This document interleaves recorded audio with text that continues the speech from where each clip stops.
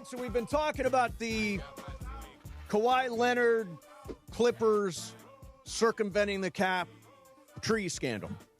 And one person I know has actually sat down with Steve Ballmer and talked about this situation, and that is our friend Ramona Shelburne, who joins us now from a gas station in Topanga. Welcome, Momo. How you doing? Good. How's it going? I'm literally, you know your friend who came to your party, Mace? Which one? The guy who's really into AI, people there. I forget his name. Rajiv. Yes, I'm at his gas station on Topanga Canyon He Boulevard. owns this gas station? Yes. Wow. That's why I go, you own the gas station around the corner from me. Let me make sure I'll go to your gas station. Yeah, Rajiv is an AI genius. Has just got a best-selling book out right now. So, Ramona, I have a theory. I know you're up to speed on everything going on. I was listening to you. I heard your theory. All right. So my theory, Ramona, for people who didn't hear it, here's my theory. Dennis Wong, the guy who was implicated by Pablo Torre this morning in a new report, the vice chairman of the Clippers, Steve Ballmer's college roommate, put $2 million in an Aspiration account that then got funneled to Kawhi. At least it certainly seems that way. I predict he takes the fall for everything. That Steve Ballmer skates, the team skates, and that they're going to Ipe Mizuhara Dennis Wong. What do you think? I think that's a good theory. I mean, I was kind of wondering, like, okay, there's a few potential fall people, right? Like there's Gillian Zucker who runs all the business operations. There's this Dennis Wong today. But we have to like back up, okay? We have to back up. I think Pablo's done an incredible job of unearthing things, and the one today actually was more convincing to me than the initial report. Yes, because the thing that was. I think the thing that I took out of it was not just that he invested in the company. It's not out of somebody's mind. It's not out of the question for owners of the team to like invest in this company. This was like a hot company. The guy, they came in when Ballmer invested.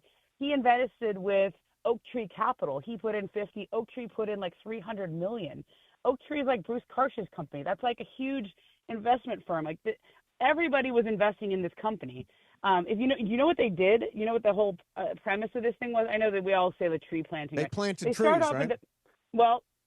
In the pandemic, it started off by saying, okay, we're going to have credit cards, and if you want to help offset your carbon imprint on the world, you can round up. Like, let's say it's $22.94. Round up that 6 cents, and we'll donate that towards tree planting, basically, or carbon offset. Okay.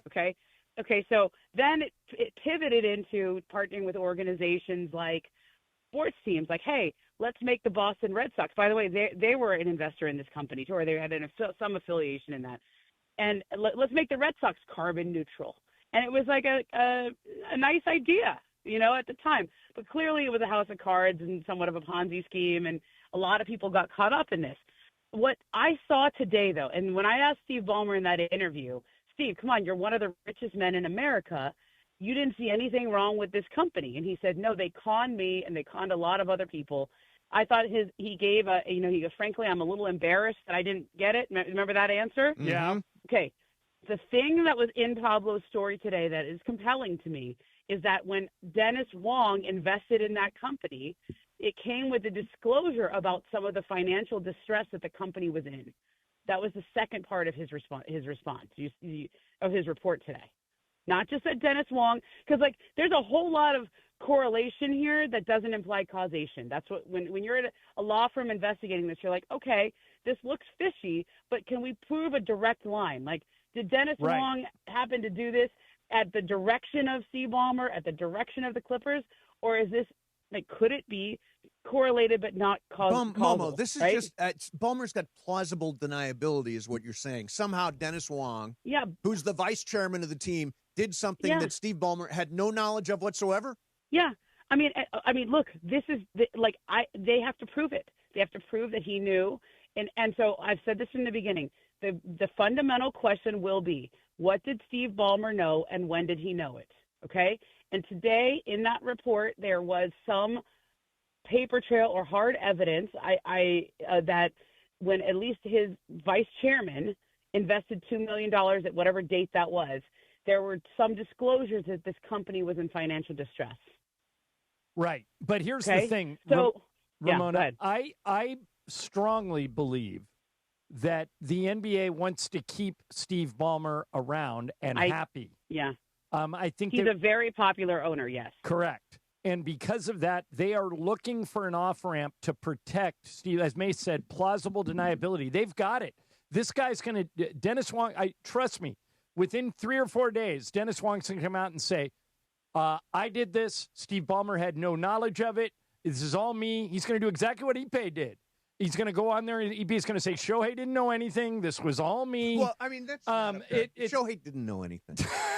Pete Carroll didn't know anything about Reggie Bush's house either. He did not know anything. Okay. So, but listen, whether he did or he didn't, that's how this is going down. Do you disagree? I think that's a good prediction. I can't, because I'm reporting on this story. I can't go with you on the prediction business. Gotcha. But in terms of, does that make sense? But I think you have this to me was a little more compelling because of that second part that I told you. Not just that the $2 million lines up with what Kawhi was either owed or paid. That is still correlation, not causation. But when you saw the fact that there were disclosures made upon that investment, and by the way, I think Steve Ballmer invested more than the $50 million at some point. I think there was another investment on his part too. I don't have the same documents Pablo does, okay? But I will say this for Steve Ballmer and the way he's handled this. The Clippers and Steve are proceeding as if they have nothing to hide. He tried to get in front of it. He flew to Bristol, Connecticut to talk to me. He sat in that chair for as long as I wanted him. He was not getting up until we were done. If anything, I tried to end the interview and he had something else to say. Remember at the end, I was like, thanks, Steve. And then he kept going. Right. I was like, okay, thanks, Steve. Right? Wait a minute. So why didn't you do that in L.A.? Oh, it was a whole I was at the Hall of Fame for Adrian Wojnarowski's induction. Okay. Yeah, and a couple of the Clipper people were too. And I think they wanted to get on the air fast. Gotcha. And by the way, the fastest way to get on the air. All right, I got two other things for you. Number one, I disagreed with how Steve answered your question when he did the Sergeant Schultz defense, the I know nothing defense. Even if that was true, what I would have said, and I just want to get your opinion if you think this would have flown, I would have said to you when you said, what happened? I would say, I don't know what happened, but I'm going to find out. I'm the owner of this team, and this thing does not pass the smell test. I'm aware of that. I'm inviting an investigation from the league. We are cooperating fully. Anybody on my payroll who is not cooperating is fired, and I'm getting to the bottom of this. I promise you that. Instead, he went, these guys conned me. They know I knew nothing. I knew nothing. Now it's starting to come out that he did know something. Yeah. So you got him trapped in a paradox. What do you think would have happened if he would have answered it the way I just answered it? That's a really good point. Okay, I'm playing devil's advocate. If he says I'm going to get to the bottom of this, he's somewhat tacitly acknowledging that something is wrong here. That this looks really bad. Then he's acknowledging, yes, there's something. Right, okay. I get that. Now, the last thing for you, Momo, and then we'll let you leave the gas station. Oh, no, I drove away. Don't worry. Oh, I finished. Good. It's okay. Yeah. I'm very I happy. paid $4.69 a gallon. It's unbelievable. Yeah. By the way, in Idaho, $2.35. I know. Unbelievable. Oh, yeah. Okay. Momo, do you have any sense, and you mentioned you are reporting on this story, and I know you talk to a lot of people. Yeah. Do you have any sense that there is outrage from the other owners that Adam Silver hits the Clippers hard? Because I don't sense that. What do you think? I do not sense that at all. And I sense that more from general managers that I've talked to or executives, but I've talked to, let's say, 3 or 4 owners, and I haven't got that sense. Me either. Okay. And I will say this. Let me give you a general overview. Yes. I think that this practice of players having endorsement contracts with team sponsors is very common. It's common. What I think is it's very common. By the way, Kawhi has an endorsement with the Clippers' current sponsor, Honey. I don't know what Honey does, but he's an endorser for them. Okay. And whatever that means. Okay. I don't know. So why what you're Kawhi saying has is this has tacitly gone on before with other teams and other players. Him that, all the time. Now, it's just not to this scale. your endorsement, like Steph Curry has something with one of the Warriors team sponsors. And usually when you have something with a team sponsor, you're like overly transparent about it with the league because you don't want the appearance of impropriety. Like I've had just general managers describe that to me of like, hey, when the Warriors did this with Steph Curry, they like made sure that, everybody knew what this was for and like he has lots of appearances and yada, yada, yada. Now I've also heard that, that he had no responsibilities as part of his that no-show contract or whatever. Right. I think that's how a lot of his endorsements have been because as that Toronto Star report put out, he doesn't really want to do much, Right. Like he doesn't.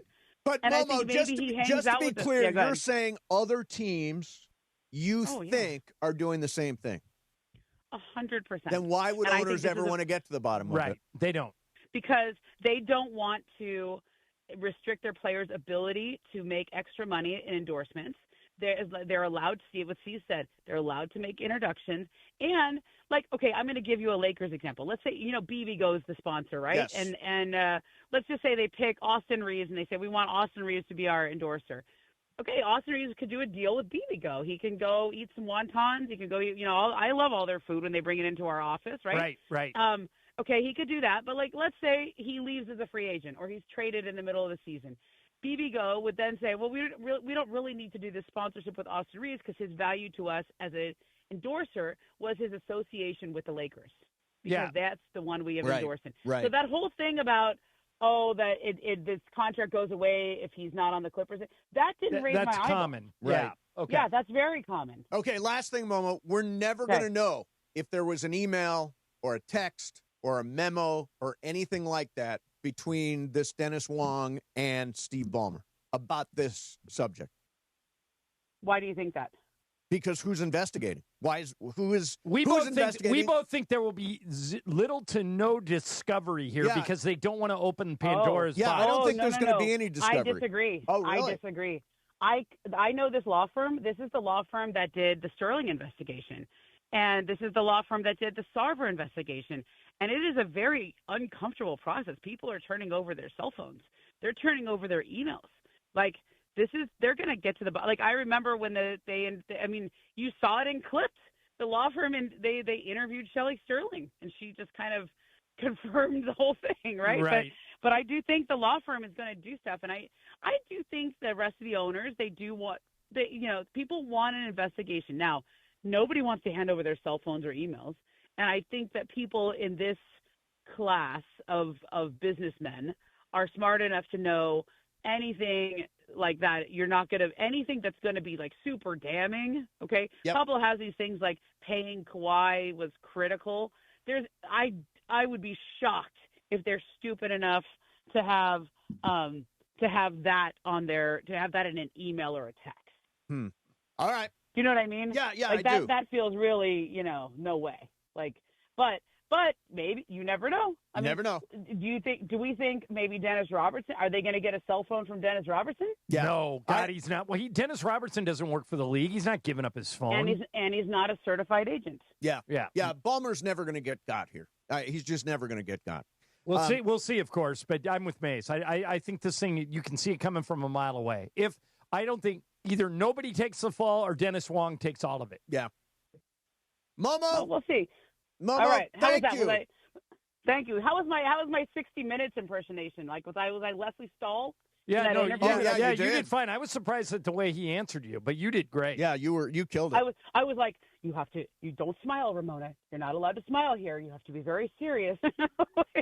Right. Well, you nailed it. Kind of an interview. You nailed Thanks, it, guys. All right, see you later. All right, Thanks, Momo. Bye. All right, yeah, he ain't going to get got. Although, and by the way, and the reason is it's going on around the league. If that is in fact going on around the league, why would an owner want anybody to get to the bottom of this story?